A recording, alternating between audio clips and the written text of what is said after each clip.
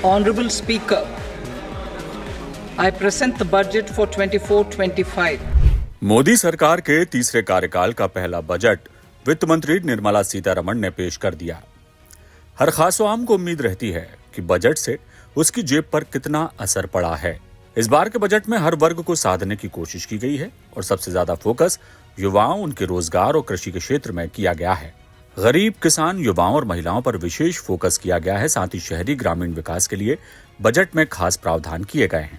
लेकिन बजट में क्या सस्ता हुआ, क्या महंगा हुआ, इस पर सभी की निगाहें होती हैं, क्योंकि महंगाई हमारे देश में सबसे अहम और गंभीर मुद्दा रहा है। तो इस बार रोजमर्रा की जिन चीजों के दाम कम हुए हैं, उन पर पहले निगाह दौड़ाते हैं। कैंसर पीड़ितों को राहत देने 3 दवाएं सस्ती की गई हैं। कैंसर की 3 दवाओं से कस्टम ड्यूटी हटा दी गई है। मोबाइल फोन और चार्जर सस्ते किए गए हैं।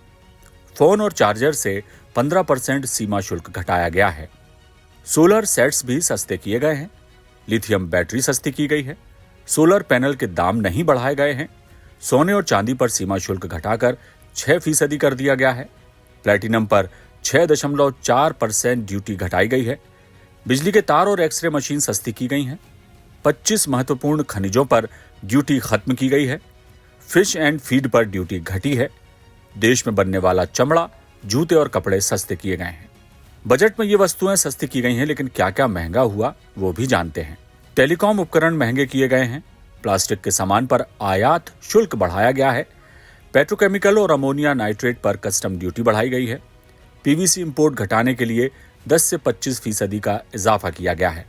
हवाई सफर महंगा हुआ है और सिगरेट महंगी कर दी गई है। ऐसी बहुत सी रोजमर्रा की चीजें हैं जिनके दामों में कमी नहीं की गई, लेकिन दाम बढ़ाए भी नहीं गए। लिहाजा महंगाई से वैसी राहत नहीं मिली जिसकी उम्मीद आम आदमी को थी। हालांकि टैक्स स्लैब बढ़ाया जाता, ऐसी आशाएं जताई जा रही थी, लेकिन उसमें भी कोई खास रद्दोबदल नहीं किए गए।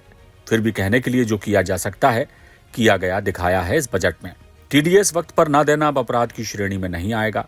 कैपिटल गेन 20 से घटाकर 12.5% कर दिया गया है। स्टार्टअप को बढ़ावा देने एंजल टैक्स हटा दिया गया है। स्टैंडर्ड डिडक्शन की लिमिट बढ़ाकर 75,000 कर दी गई है। पुराने टैक्स रिजीम में कोई राहत नहीं दी गई। न्यू टैक्स रिजीम में 3 लाख तक की आय टैक्स फ्री की गई है। पुराने टैक्स रिजीम में कोई बदलाव नहीं किया गया। कुल जमा वित्त मंत्री निर्मला सीतारमण के इस बजट में 2047 तक के विकसित भारत का रोड मैप तैयार किया गया है, जिसमें रोजगार, कौशल विकास, कृषि और विनिर्माण पर खास फोकस है।